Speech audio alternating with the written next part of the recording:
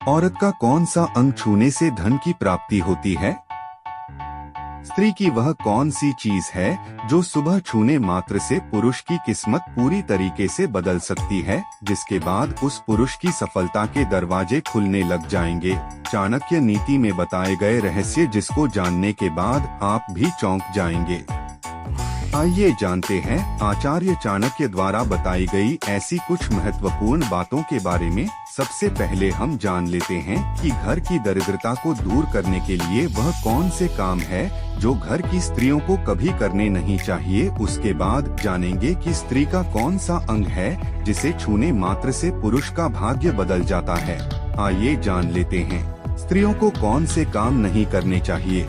चाणक्य नीति के अनुसार किसी भी मनुष्य को लालच नहीं करना चाहिए और घर की महिलाओं को तो यह कतई भी सोचना नहीं चाहिए। हम सभी जानते हैं कि लालच बुरी बला है जो कि मनुष्य को धीरे धीरे नष्ट कर देती है। लालच जैसा गुण अगर स्त्री के मन में हो तो उसका परिवार समाप्त हो जाता है। अगर स्त्री लालच करने लग जाए तो धीरे धीरे अज्ञानता की ओर बढ़ने लग जाती है और लालच करने के चक्कर में अपने पूरे परिवार को नष्ट कर देती है। लालच करने वाली स्त्री की पूजा से महालक्ष्मी कभी पसंद नहीं होती है, इसलिए घर की महिलाओं को कभी भी किसी भी प्रकार का लालच नहीं करना चाहिए। चाणक्य नीति के अनुसार घर की महिलाओं को शास्त्रों एवं पुराणों का नित्य पठन करना चाहिए। देवी देवताओं की आरती एवं मंत्रों का ज्ञान होना चाहिए, क्योंकि जो स्त्री शास्त्र के अनुसार नहीं चलती है उसके घर में दरिद्रता और लक्ष्मी का वास नहीं होता है। शास्त्रों का अध्ययन करने से स्त्रियों के मन से दुर्गुणों का नाश होता है और अपने परिवार को जोड़कर रखने का प्रयत्न करने लगती है। तो ये थे कुछ कार्य जो महिलाओं को कभी करने नहीं चाहिए। स्त्री के इस अंग छूने से अमीर होता है। यदि कोई पुरुष नीति स्त्री के अंग को स्पष्ट करता है तो उसके जीवन से सभी प्रकार के नकारात्मकता नष्ट हो जाती है और स्त्री के आशीर्वाद से जीवन में उन्नति करता है। इसीलिए पुरुष को नित्य सुबह उठने के बाद स्त्रियों की इन चीजों के दर्शन अवश्य ही करना चाहिए। शास्त्र के अनुसार केवल बुद्धिमान, दयालु और विवेकशील पुरुषों के घर में ही पुत्री का जन्म होता है। सुबह होने के बाद पुरुष को सबसे पहले अपने पुत्र या पुत्री के मुख के दर्शन अवश्य करने चाहिए।